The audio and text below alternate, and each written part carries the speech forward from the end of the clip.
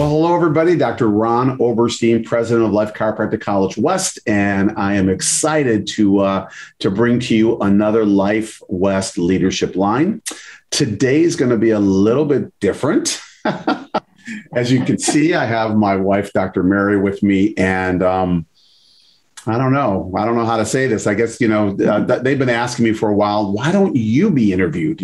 Let's get you on air, that kind of thing. Because it seems like in the leadership line, I've always been in this seat, of interviewing people and talking with people. So I agreed. My shoulder hurts from having my arm twisted, but I agreed. And so I couldn't think of anybody who knows me better than to interview me than my partner in health and my love of my life, my wife, Dr. Mary. So,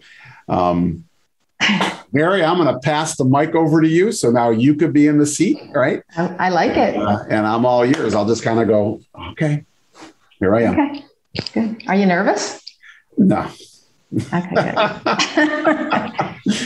good. I wish I was, but I should probably say this. My nerves probably run out of 10. They probably run at a 12 since I took this job. So I am nervous, but I just wouldn't know it, Anyway. I get it. Okay. I know. Well, I want to jump right in because I want to talk about Life West and, your role as president. And just to start off, just give the viewers a little update on what's happening at the college right now. Wow. What's happening? Well, right now we're in January right now. I don't know when this is going to be aired, but it should be aired maybe the next month or so. But we're in January. It's January 11th. We're in our first week of school. We got everyone back on campus. We got a lot of things happening. I think probably just some of the highlights that I can share about Life West is that we've got amazing things going on. I've got some new hires that I just brought on that I'm really thrilled about. One is a woman who's sitting in the room with me here today. She's just kind of visiting, Dr. Marilyn Al-Hassan, and she is a phenomenal educator, been in higher ed for many, many, many years. And I'm just so thrilled of where she's going to be moving to college, as far as we're back talking with India because it got shut down during COVID a little bit. And our goal is to have a school up and running there in the next year or so, and a year and a half, 18 months. That's one of the projects she'll be working on, along with just there's so much stuff happening. I don't even know where to start. So you lead me. I don't know. Okay, good. No, that was good because I do have some specific questions. Mm-hmm. You've been at the college now for 5 years. 5.5, yeah. 5.5. So I'm going to jump right in. And you know me, I want the viewers to hear what's going on at Life West. And when I ask about accomplishments, I'll always ask about challenges. Okay. Just to keep it real. But I want to start off and ask maybe what's like the 2 or 3 biggest accomplishments that have happened at Life West since you've been there? I guess looking at it, when I think the biggest accomplishments, right? We've had a ton, and our team has worked tirelessly, over the last years. And let's go before COVID, because COVID kind of took us to another level of tired, right? Yeah. But I want to say probably the few things that I'm the most proud of. And there are more, but the one that comes to mind right now is our clinically inspired learning program. Mm-hmm. When I took the job, and this is really cool to be able to share with chiropractors, because all of us went through school, and Mary, I know that how many associates or interns that we bring on for a year, and we were able to train them and teach them and work with them. And one of the things that I really wanted to do was I wanted to create a program curriculum that created practice-ready chiropractors, and I didn't want to go through when you and I went through school, and a lot of our viewers, our first year was science, our second year was science, 80, 90%, right? Our third year, science and clinical, right? And then our fourth year was more clinical, with still some stuff over here, right? And I just realized that, having the last year to really get into your clinical, it's not enough time. So my team, we didn't change our curriculum as far as what we teach. We changed the order and how we teach it. So this clinically inspired learning program is unbelievable. Our students come in first quarter and they're already observing in the clinic, and then second quarter they're already adjusting class in second quarter. They're adjusting each other, I believe, in fifth quarter. Sixth quarter they're doing I don't know if it's students or not, other students, or still with themselves, but they're in clinic now, our outpatient clinic, in eighth quarter, where before they were getting in 11th quarter. So it's a year. I mean, it's unbelievable. And so now they're getting 7 quarters, 2 years worth of clinical experience, and that's what we want, because we're really putting out clinicians, right? I mean, the bottom line is 9.9% of our people are going to go out and practice. And I hope some stick around and teach, because we love that. And I want some to go into research because we love that, but the truth is most want to go out because they get so turned on about, creating a brighter future for humanity that they want to teach. So that's what we did. And then that leads to the second thing, that you asked me for a few, is that our preceptor program. So what happens is now our students, they can get their credits done, in eighth quarter, ninth quarter, 10th quarter. And then for 11, 12, 13, and 14, we're getting them out of here, and they're going to be working in offices all over the country, even the world. We've had chiropractors. We have our students go to the Netherlands and we got one going to Israel right now to do their last quarter in Israel. And, they can go anywhere in the world to work under a chiropractor. And that's where they learn it, right? We learn certain things in school, which are important, and, but when you do an exam head to toe, because you have to learn how to do that. And school is the greatest place to learn that, especially, in the outpatient clinic here. But then when you talk about, the correction, analyzation, correction of vertebral subluxation, now we get into an office and they actually go, whoa, so this is what it is going to be like when I graduate. And to me, that's just a huge success. So we're thrilled about that. Yeah. And I've noticed that. What's that? I gave you 2. I know. And there's so many more. They were some of the top 2. I was thinking it's kind of it's a double-edged sword. Seeing less students on campus because so many are out preceptoring is hard. That's been kind of hard for me. It's like, where are these students? And they're out, they're gone, but they haven't graduated. So, but what allows us to do now is grow more. I know. So now that we're at that point, I can have, if we were at, 650 students on campus, now I can do the same on campus and still have a whole group that's out preceptoring. So that's the exciting thing that the program allows. It allows us to bring more people into chiropractic now, at least into our facility, and be able to maximize our facility. Yeah. And as far as the SIL program, I remember in the beginning when you had that vision. And, I know it takes a village. It's a lot of moving parts. And I remembered when some of the buzz about it was, this is like, it's impossible. We can't do it. It's undoable. And it took a lot of people, a lot of hands in there, a lot of ideas of, you needed the visionaries, which was you, but you needed people to make it happen. And the fact that it happened, and I know it wasn't completely smooth. Yeah. Well, I will say this, you talk about challenges, the challenge that I had coming out of practice, you and I practicing together, we want to make a change on Monday morning, we want to do something, make a change, and there wasn't death by committee. There wasn't a million people that had to run by. There wasn't here. And higher ed is set up in a lot different way. And for those of you that aren't involved with higher ed, you wonder, well, why can't you just do that? I mean, just put it in. Well, it doesn't work like that in higher ed. And I got into this thing saying, I'm not going to buy into that model.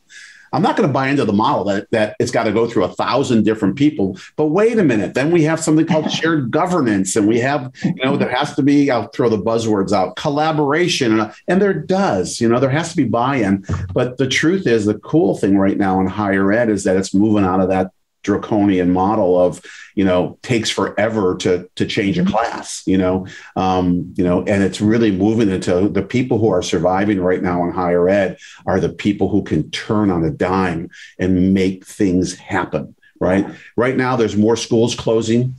Forget about COVID or that kind of stuff. Even before COVID, there's more schools closing, yearly than in 1 year than in 20 years before, right? I mean, it's incredible. Or they're merging, and things that because the students are demanding different things, our pedagogy, how we teach has to change. All these things got to change. I mean, my gosh, the kids right now coming into college, they were born with cell phones. They were with this the last how many, how long, right? Yeah. Their learning changes. I got students, and Mary, I know you see this. They walk around campus. They've got earphones in, and they're reading. And I'll walk around the campus or outside, and I'll get in their way intentionally as they're walking toward me. And they look up. Oh, I go, what are you doing? What are you listening to? I'm listening to a podcast. What are you reading? I know. Neurology. You study and listen to music or podcasts. It's what they do. And I'll never forget when we were in Florida with our goddaughter Luna, and we were talking about this with her, and she said, or maybe she was at our house. I don't know, because she came up for a Discovery Weekend. And Luna Sanchez, Walter and Glenda's daughter, and she said, I cannot study without having music. It's just amazing. She said, except math, I have to have classical music. She said that, except math. It's just, I have to be silent when I study. That's how, So if we're not changing, we're not growing. And that's what we have to do in higher ed, especially in chiropractic. Well, and music is one thing. I could probably listen to music and do math because I like math. But a podcast, listening to someone talk and then having my brain be speaking to me, like I don't, that, But what I love about you, what you do is, your brain doesn't work that way. So you ask and count on the people whose brains do work that way and say, how do you make this work? Absolutely. So I always love that about you. You know what your limitations are, but you also know where to find that information or who to ask to get it done. Well, I appreciate that. There was a line in a movie somewhere, right? Was it Clint Eastwood? Yeah. Man has got to know his limitations. Yeah. Right? And I certainly do. And my limitations are a lot more than my, whatever's the opposite of limitations, right? My potential, whatever it might be. Yeah. Yeah, cool. Okay, well, so, and I can see that. I know that when you got to the college, one of the things that I saw was, or you would tell me was like, this is not practice. Like, this is so different. That was one of them was like, we want to make a change. Everyone's on board. Why can't we just do it? And it was just like, I kind of remember the moment where something in your physiology changed from like this break went on where it was like, okay, like, I'm at the effect of what's happening here and I have to create something different. And I remembered it was frustrating for you. It was. I would say that was one of the biggest challenges was you, because you're like a get stuff done person. Yeah. And when I always say that, like, you have the vision, but you also have whatever that word is, like that, of getting stuff done. You don't just like say, okay, somebody do this. You dive head in, and you would dive in and you'd be running, and I'd look down, you'd be running in quicksand. Well, I want to hire you as my promoter. Thank you for saying all those wonderful things about me. One of the things I learned, though, to be honest, is that, and I think that we have to understand this, especially in higher ed, because this is not a business of a business. It's a business of education, right? So everybody who's doing things here are doing education.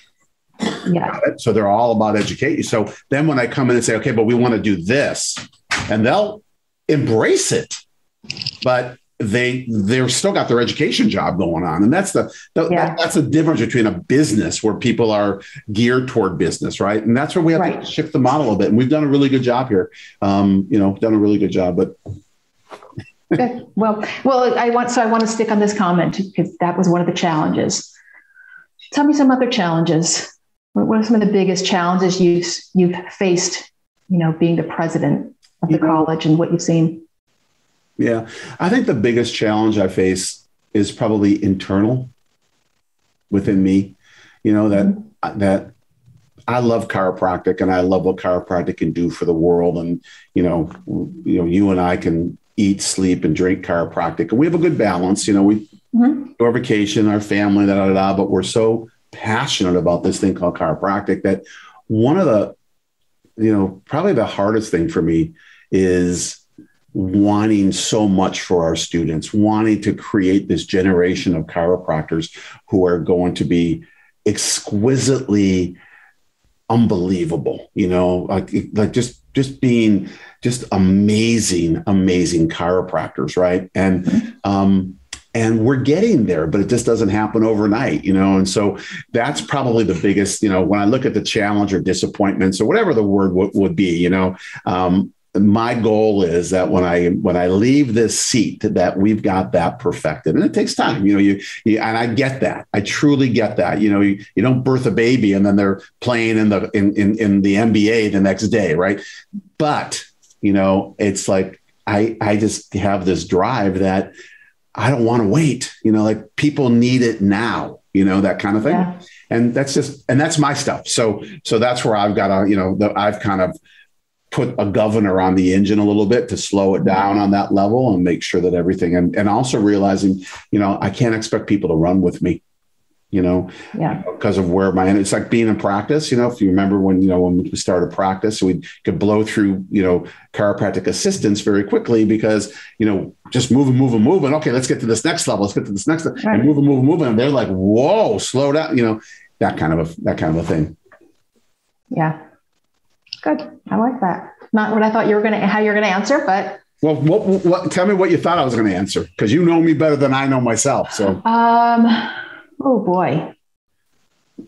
Oh, I don't know. I didn't think you were going to say it was internal. Yeah. I thought you were going to look out big picture. I didn't think you were going to go right inside. So. Yeah. And you know what? I didn't talk COVID, and I don't want to talk COVID. I know. Talking COVID, but COVID was a major challenge. Yeah. Well, and probably the next question I'm going to ask you, I know I kind of want to stay away from the P word, pandemic. But I kind of want to ask you, like, I know one of the highlights of you being at the college has been the mission trips, the whole outreach program. And I feel like you were on a roll there with India and Tonga, and Panama was coming up, and you were making all these connections, and then it hit and everything shut down. Yeah.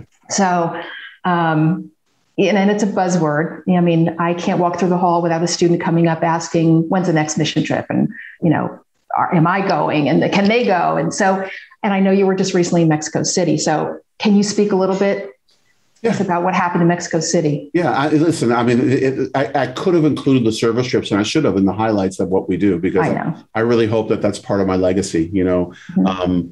The service trips that we do are amazing. Everyone knows that most chiropractors, if you haven't heard of the service trips that Life West is doing, call me, because I need to get some information so you can be educated about it, because a lot know about it. Right now we're in Tonga, we're in India. We were just about to go to Panama, and then the pandemic hit and that shut us down. We have a clinic in India, like a Life West clinic in India, that students go to, and they intern there. They could do a quarter abroad like that, like as a preceptor, right? And so that came out of our India mission trip, service trips, right?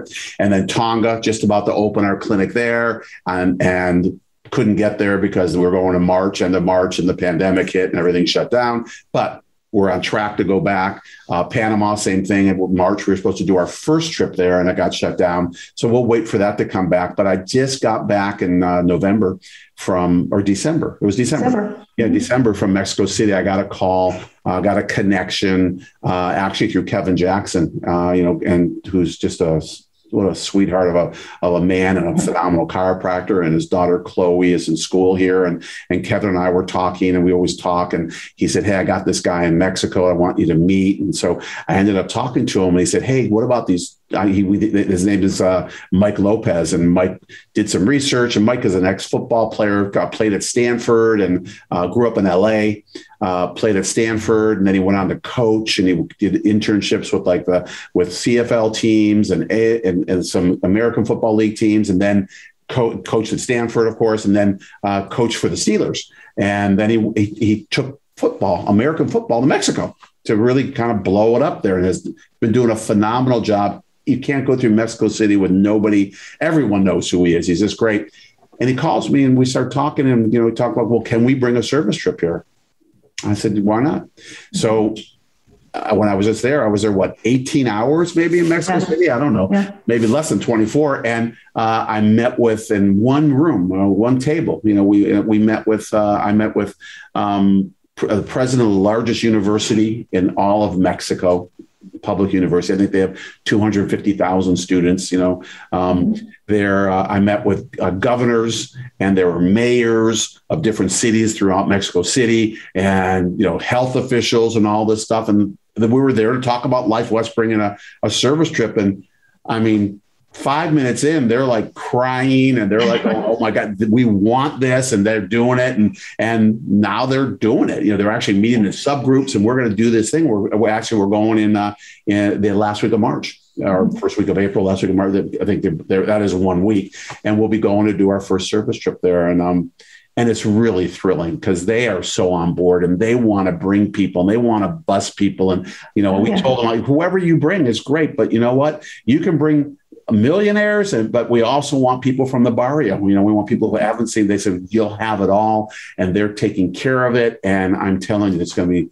I'm just thrilled about that. And they want to already have a clinic. And I said, well, let's date before we. Let's have dinner first before we decide we want to go steady. And then get married. That kind of thing. But it's really, Mary. The most exciting thing about it is that people all over the world want chiropractic. Yes. Yeah. That to me is amazing. And the amazing thing to me is that people, to be able to go to places where it's not as prevalent. There's a couple schools in Mexico, but you go to Mexico City, that's one of the biggest cities in the world, probably behind like Delhi and Mumbai and these other cities that we go to. I mean, there's a gazillion people there, and we just need to be touching these people and getting it out. So it's really exciting. Yeah, it's great. And I loved when you told me that.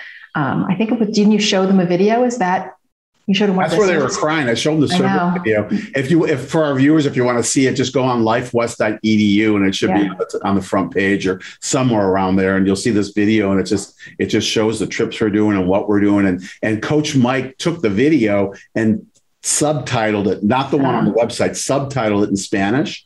And so that they could, know what I was saying, or whoever was speaking and narrating at the time. And they were like in tears. It was just beautiful to watch their hearts open up, like this isn't a business. It's not that. This is about doing something wonderful for their people, and the government is behind it. So the cabinet of the government is behind it. Right. And I'm hoping to, spend some time, hopefully be able to, because these people who I met with were appointed, a lot of them, by the president and the cabinet, the president of Mexico and the cabinet and stuff. So we're hoping to meet more people there and make bigger inroads and be able to just share more about what we do and how we do it, and spread more of the greatness of chiropractic.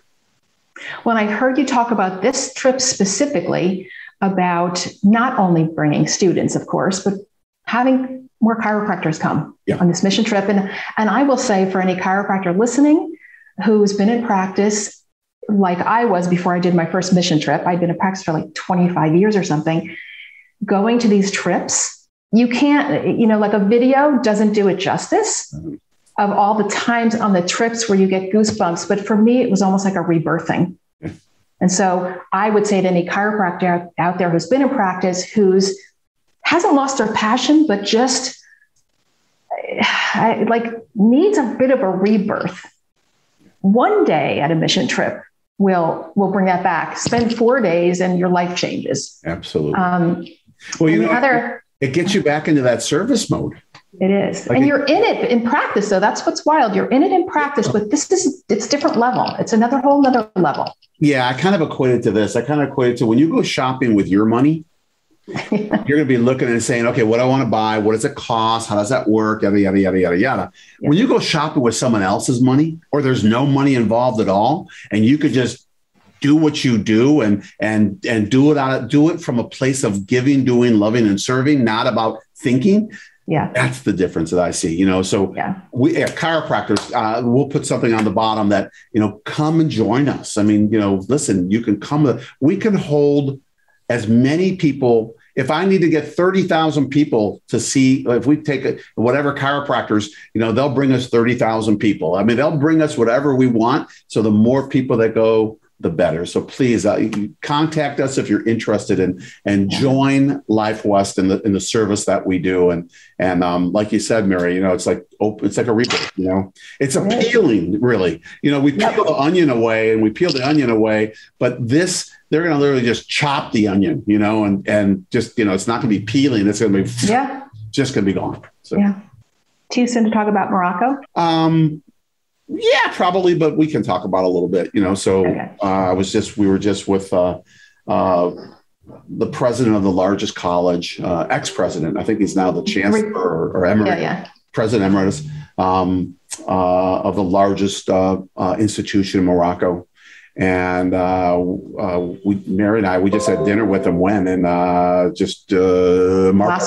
Florida last week. Yeah. And he is passionate about bringing chiropractic to Morocco. Mm-hmm. And so, the next time we're in Spain, we're going to just drop down to Morocco. It's so close.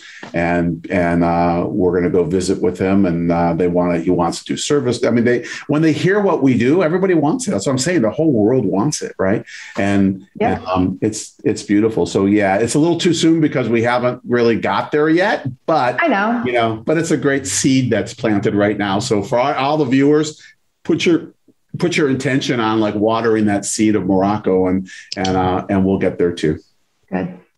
Well, and I brought it up more because I was there when we met him and how easy watching you communicate with him, how easy it was of just talking and how you just mentioned mission trips and how it just kind of, he was, saying, oh, good, I'm looking forward to you. I'll come to my house. You could say, it was like you said before, people want this. Yeah. And he was kind of shocked too. Like you go there and you do that. You do this for people. You bring this to people. Like, it was cool though. It is. It's very cool.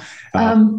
So I'm going to kind of pivot just since we're getting close to winding down. I know that you're the chair of the ACC, the Association of Chiropractic Colleges. Mm-hmm. And so I kind of want you to speak a little bit just about the state of the profession and maybe just share with the viewers, your viewpoint of like where chiropractic's at, maybe where it's going, where you see it going. Man, Mary, you ask harder questions than me when I'm in your seat. I know, questions. So just so you know. I know you can handle them. That's why. Yeah, well, thanks. Yeah, you keep throwing the ball harder at me, right? And boom, right in my face, right? So the ACC, I am the chair of the ACC. And just for those of you that don't know, the ACC is the Association of Chiropractic Colleges, and it's all the presidents, all the colleges that get together. And the beautiful thing I'll just share with you about the ACC is there's been a big metamorphosis last year into this year of the ACC, and that's that the presidents got together and we've all decided we are not in politics. We are not in politics if it has to deal with students, student loans and things at Washington, D.C., things around that, right? Student loan forgiveness, all these things. Yes, but not in politics of the profession. We are in education of the profession. And we're looking to see, how do we up level the education? How do we bring in more technology? How do we start teaching these students, so that it's going into their brain, how they need to learn it, not how we think they need to learn it or how our brains work, right? Because it doesn't work like that. We are truly just really making an up level around that. And it's exciting, because I can have people from a different philosophical viewpoint, on the ACC than I have, or I'm different than them. And yet we're not talking that. We're really talking about, what game are we all playing? What are the same rules that we play with? Because we're all playing the same rules. And how do we move this forward to create the best chiropractors possible and to just make sure that we're doing what we need to do so that people can, get chiropractic care. And so to me, that's really cool. I mean, it's like, I've got a lot of friends in chiropractic. I mean, I've been in this game now practicing and in the presidency for 41 years. So I've been around these presidents, when their hearts are so huge and they all want the same thing. And it's just so cool. So I've been having a blast with that, and I know there'll be my friends over here going, oh, well, they're this and they're that. Da, da, da, da. You know what? They aren't. Their schools are schools. And, we need to be able to start, making sure, we can't change certain things, but we can change how we deliver the things that we're delivering. And that's what we need to do. And, but I will say that this has been it's been a blessing, to be able to do that. And I got to tell you, where I see the profession going, I see the profession, it's changing, I don't think anything will ever replace the chiropractic adjustment. Nothing will ever replace the chiropractic adjustment. We will never replace, the inborn healing capability of the body. It's just there. I mean, that's something that in 1,000 years from now, it's still going to be there. How we define it, what it looks like, might be different, right? I mean, Mary, this, our kids got out of school. We have 3 daughters that are chiropractors, and, their communication is totally different than ours. Oh, yeah. Where we graduated, it was like hard bone on soft nerve, and, we weren't that, but similar. And, they're coming out talking about brain body connection. They're coming out and talking about, clearing the nerve, all the things that they're doing. And, we need to roll with that because the way they're speaking right now and to the crowd they're speaking to right now is very different, than the crowd that we have. The analogies that we used 40 years ago do not work today. Right. They work for our age, but we're all going to be gone pretty soon. So, right. But it's beautiful. And where I see chiropractic is this, everyone was so afraid to have chiropractic go mainstream. Everybody, oh, we don't want chiropractic in the hospitals. And we don't want chiropractic in here. And I'm not saying advocating to do that. But what I am saying is this, is that if we truly hold that every woman, child, and man deserve the opportunity and have the right to have their nervous system checked to make sure they're free of any interference so they can function at the best potential, then we need to be open to going everywhere because we aren't going to do this by them coming to us. It ain't going to happen, And so we need to be open to knowing where we go. But the key is having our mission, right? What's our mission? Elon Musk can go to Mars. They skipped like Jupiter and all these Saturn. I mean, our grandson would be rather go to Saturn, but it's like Jupiter. Jupiter. I'm sorry, Jupiter. But it's like, why do you choose Mars? I don't know. He just chose that. Well, he probably has a reason why he chose that. But the bottom line is like he's going there and he wants to do big things. And for us on planet Earth, if we want to do big things, we got to start seeing things differently. We got to kind of maybe step out of our narrowness of how we see things, right? It doesn't mean we change our philosophy or our principles or it doesn't change the chiropractic adjustment. But, we just got to start seeing that, wait a minute, there's a bigger world out there, there's a bigger world out there. And, I was in Mexico and I was hanging out at a spinal surgery center, right? Because they took me there. They want me there. They want chiropractic there. They were like, oh, they have these instruments that they put people in. It looks like the Terminator, the people who had spinal surgery that are paralyzed, and then they put them in this like almost it was just like Iron Man. Seriously, this thing that you walk into and they get their feet into it, and then they're locked in this Iron Man costume, and it literally looks like Iron Man. And then it just starts walking on a treadmill like this. And all they're doing is retraining the brain, going down, and that's just neuroplasticity, right? Nerves that fire together, wire together, and we know this stuff. And when you look at that stuff, and you see, my gosh, if I could just clear their atlas, if it's subluxated, what would that do to the potential of that person?